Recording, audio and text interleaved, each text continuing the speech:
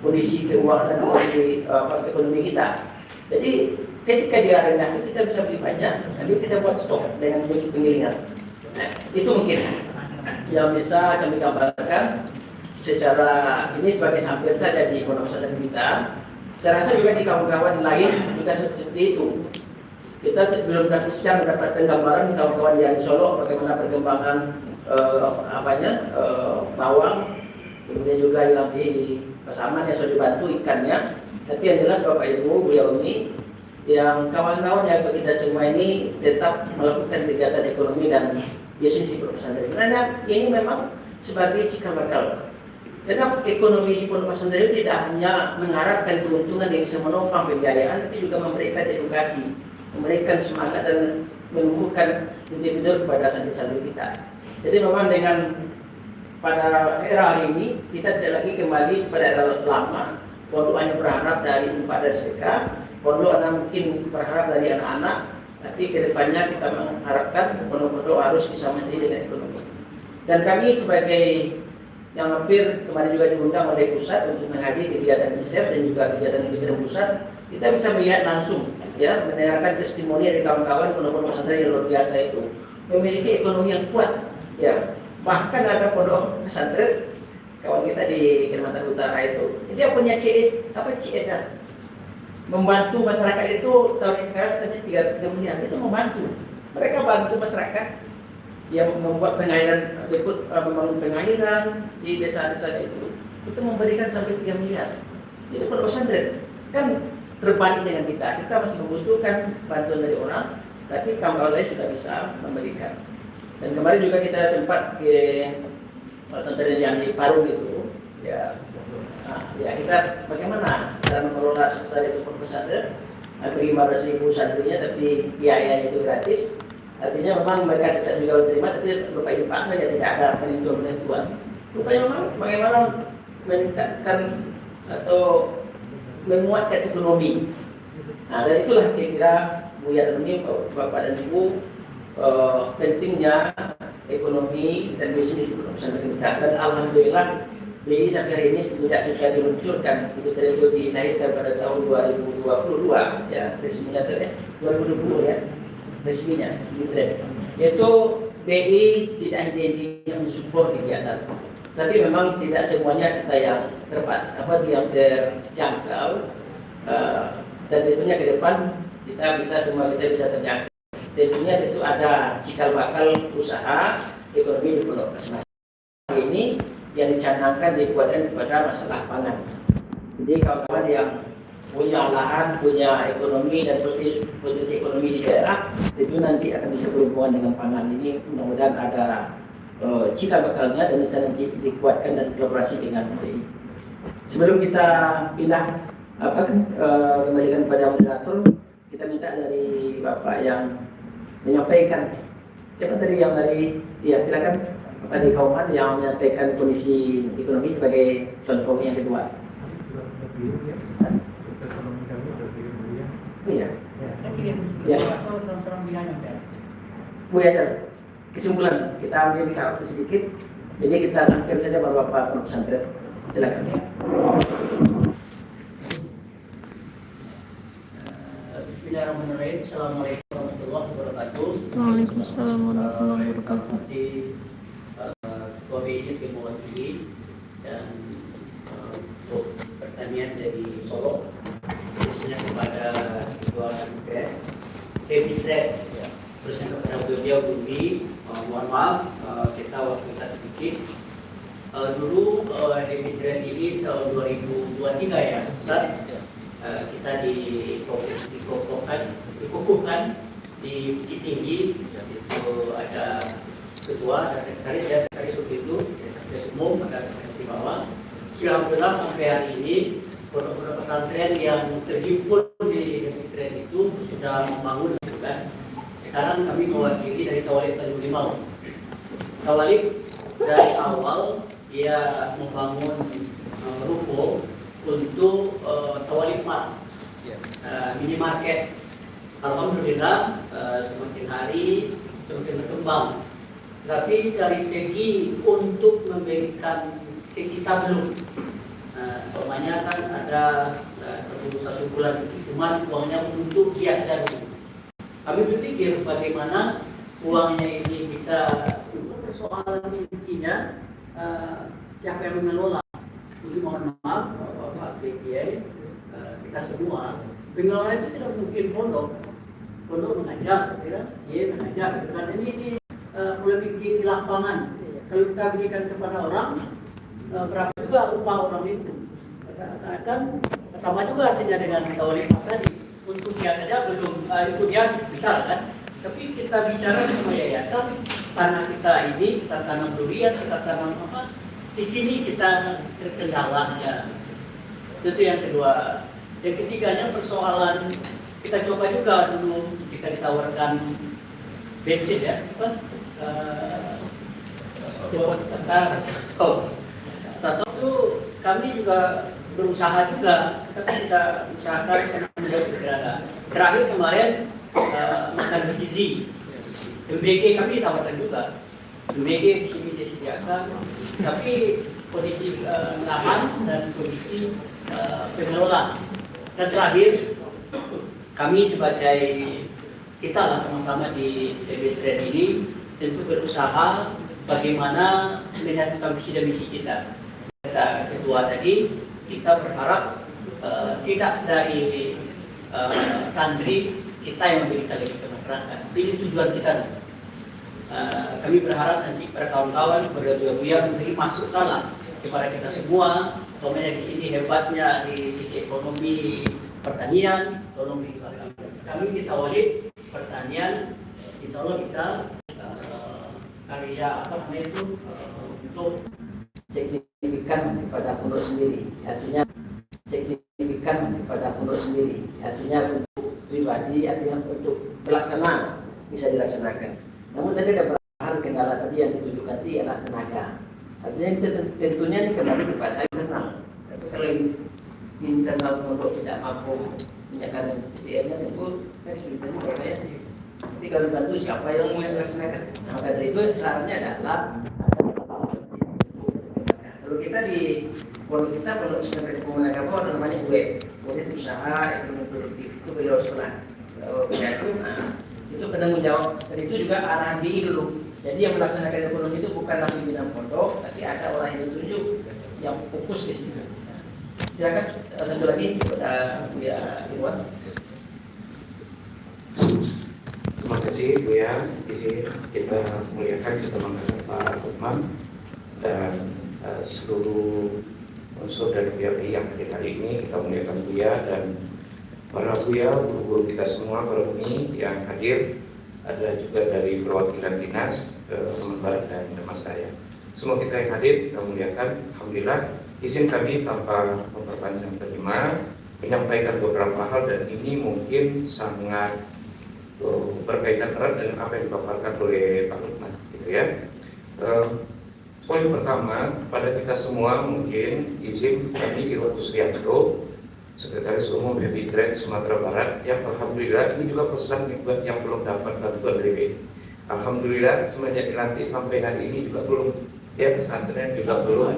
Nah, jadi kan ada bahasanya BPI Trend, kenapa nggak gerak ini? Malas namanya BPI Trend karena belum dibantu BPI ya.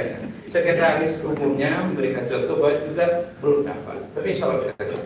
Karena begini, karena kan dari awal tanpa adanya BPI Trend pun kesadaran kita bersama adalah pesantren itu mesti mandiri. Kan itu juga yang sudah diajarkan oleh para guru-guru kita.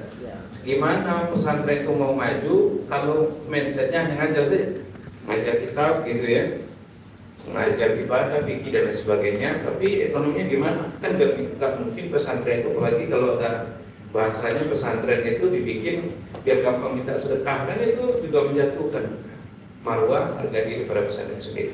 Kesadaran itu dari lama kita sudah bangun, sehingga kita juga sudah bangun ekonominya. Nah, kami ingat di pas pembentukan pengurus BPI Trend, kalau bicara potensi, kita coba dulunya mengungkapkan apa potensi kita masing-masing. Satu-satunya mungkin dari kami yang mengusulkan adalah terkait dengan perikanan. Karena struktur organisasi yang BPI Trend pusat sampai daerah pun perikanan belum. Nah, kenapa kami sampaikan itu? Pesisir selatan betul nggak bisa menyanggah bahwa potensi utamanya juga termasuk perikanan. Dan anehnya di pondok pesantren kami bersebelahan dengan pesantren kami itu ada usaha perikanan yang dikuasai oleh orang Cina. Jadi mereka yang invest di sana, lalu pegawai karyawannya justru masyarakat. Padahal kita punya potensi itu semua. Yang ke laut nelayan kita, yang jagain ikan itu nelayan kita, yang merawat bahkan sampai packagingnya itu juga dari masyarakat kita. Lo yang modalin kok orang Cina gitu. Kalau Cinanya berpeci putih ya nggak apa-apa, tapi kalau Cinanya itu kan persoalan juga. Ya. Jadi kami memang betul-betul ingin rumuskan ambil peran pesantren itu gimana juga potensinya. Kalau bicara tentang penggalian potensi. Tapi begini, kami ada satu hal yang terkait dengan poin pertama tadi, bagaimana mengaktifkan ekonomi. Kami kan sudah lama bangun namanya Mitaan, kita juga melibatkan masyarakat, lalu kita himpun, ya gitu. Tapi kalau bicara potensi yang bisa dikelola sendiri, poin kami hari ini alhamdulillah seminggu yang lewat kita kumpul dengan seluruh masyarakat, terutama di lingkungan usaha pertanian kami, yang cabai yang kita sudah tanam, yang padi dan jagung alhamdulillah juga. Nah ada potensi selingkungan dari usaha itu lebih kurang 40 sampai 50 hektar yang bisa dikelola oleh pondok pesantren di bawah naungan BDC tadi. Nah, apa masalahnya selama ini? Kenapa masyarakat tidak mengelola atau tidak terlibat? Ternyata itu lahan adalah lahan yang tidak diproduksi secara maksimal karena keterbatasan daripada teknologi pengelolaan. Maka kami sudah sampaikan proposal, kalau ini kita mulai serius untuk membangkitkan ekonomi, apalagi kita bermitra di sini. Nah, kami betul-betul menginginkan ini pimpinan BDC kita hadir dan pimpinan yayasan kita hadir, Pak Haji Kamil dan Haji Supriyadi. Beliau kita semua sudah rapat dengan para kelompok tani ya, bersama dengan BDC Pondok Pesantren menginginkan ada alat ini yang belum kita punya. Selama ini kan sewa. Punya masyarakat, maaf, kelompok tani yang mungkin dibantu melalui pemerintah, tapi sifatnya sewa. Dan itu buat masyarakat, terutama masyarakat yang di bawah itu mereka nggak sanggup. Maka kita hanya kelola sampai hari ini yang bisa kita kelola karena kita punya modal yang terbatas juga sekitar 3 sampai 5 hektar baru. Nah, bagaimana potensi 40 sampai 50 itu lagi-lagi kita butuhkan ada alat produksi sehingga minimal biaya operasional. Hanya itu. Terkait dengan pengelolaan, terkait dengan SDM-nya kita insya Allah siap untuk itu. Nah, terakhir karena terkait juga dengan produksi ini, pasar memang kita ada. Meskipun kalau ada permintaan lebih besar nanti tentu produksi yang diperbanyak. Tapi poin yang paling penting juga adalah alat pengelolaan atau alat pamennya. Kalau jagung itu 1 kilo aja kita produksi butuh alat itu ngeluarin duit lagi 350 perak per kilo kalau jagung. Nah maka itu kalau kita punya sendiri tentu sudah bisa meminimalisir modal daripada biaya produksinya. Maka kami hadir ke sini betul-betul ini menegaskan kepada kita semua. Bismillah, kami dan kita semua para guru-guru kita ajarkan kita harus gerak untuk ekonomi ini. Tidak bicara tentang kalau kontribusinya kurang, apalagi pesantren kontribusi untuk bangsa negara ini. Tapi kalau terkait semangat ekonomi ini mestinya menjadi cita-cita besar kita jaga betul. Jangan jadi pesantren yang maaf ya tangannya di bawah segala macam. Maka untuk itu kami betul-betul berharapnya itu Sumatera Barat itu di Munasnya bicara gitu, terkait dengan potensi ekonomi yang sudah digerakkan dan dia mestinya apa bahasanya Bu ya? Iya, nasional kita jadi penonton terus gitu ya. Jadi itu harapan kami dan ini yang kita harapkan dari mohon maaf Pak Lukman, ya berharap betul kami hadir ke sini untuk betul-betul ini disupport kalau apalagi terkait dengan cita-cita besar dari BU tadi terkait dengan pertanian yang komoditinya adalah cabai dan padi. Insya Allah kita siap. Barangkali itu dari kami, nanti kalau ada waktu kita diskusi. Terima kasih Bu ya. Wabillahi taufiq wal hidayah. Assalamualaikum warahmatullahi wabarakatuh. Terima kasih Buya Irwan, luar biasa sekretaris ini. Dari penyampaian beliau tadi memang pesantren beliau mungkin tidak sebesar pesantren kita, tapi efeknya dengan kolaborasi dengan masyarakat punya potensi untuk bisa memimpin ekonomi di daerah. Maka dari itu saya mungkin juga berprasangka baik kepada kita semua. Banyak lagi pondok pesantren seperti itu di daerah. Jadi mungkin tidak ada jumlahnya santri tidak banyak, tapi punya peran di masyarakat. Ini yang kita harapkan. Memang kita juga melihat di sebagai gambaran saja contoh ya dari pusat itu kita yang testimoni dan mencerita dengan kita. Kalau bisa mengelola sebagai komandannya Gelombang Selawatnya kan, komandan ekonomi itu, kemudian masyarakat itu lebih mudah kita atur. Artinya kita arahkan kepada yang baik, kepada untuk ekonomi dan semua, dan tentunya kontribusinya tidak hanya pokok saja, lingkungan juga mendapatkan kebaikan dari apa yang kita lakukan. Jadi inisiator itu sebenarnya pilotnya itu ialah pondok itu di Karamat ke depan. Bu Yami, Bapak Ibu yang dirahmati Allah, itulah kira-kira gambaran Pak Lukman. Tadi kan saya dengan catatan dari Budia Sekretaris tadi yang dibutuhkan perawatan. Nah, ini mungkin bisa menjadi bagaimana nanti. Nah, tentu yang lainnya juga demikian. Karena memang kita kan kemarin itu disuruh membuat isian formulir atau proposal. Mudah-mudahan ini bisa kita buat. Jadi sudah ada gambaran fokusnya kepada pertanian, kestabilan pangan terlebih. Jadi kalau nanti kawan-kawan di luar ini punya potensi dan lain kita sampaikan, dan insya nanti kita dengar sosialisasi dari apa yang disampaikan oleh Pak Lukman dan senadi nama untuk kawan yang akan dilaksanakan. Mungkin itu saja yang dapat kami sampaikan. Wassalamualaikum warahmatullahi wabarakatuh. Waalaikumsalam warahmatullahi wabarakatuh. Terima kasih Ustaz. Dari diskusi tadi, pemaparan tadi terlihat memang masih ada gap yang bisa dipenuhi. Sudah ada produksi existing tapi masih bisa ditingkatkan. Nah, ini oleh karena itu sejalan dengan program yang tadi juga sudah dijelaskan Pak Lukman, kita sama-sama saksikan, catat, kita simak secara menyeluruh mengenai apa itu program PIKIKDA, bagaimana caranya, apa yang harus dilakukan, bagaimana alurnya. Ini akan kita jelaskan secara detail. Dalam hal ini akan dijelaskan, dipresentasikan oleh rekan kita Bang Hendrian, pada Bang Hendrian untuk dipersilakan.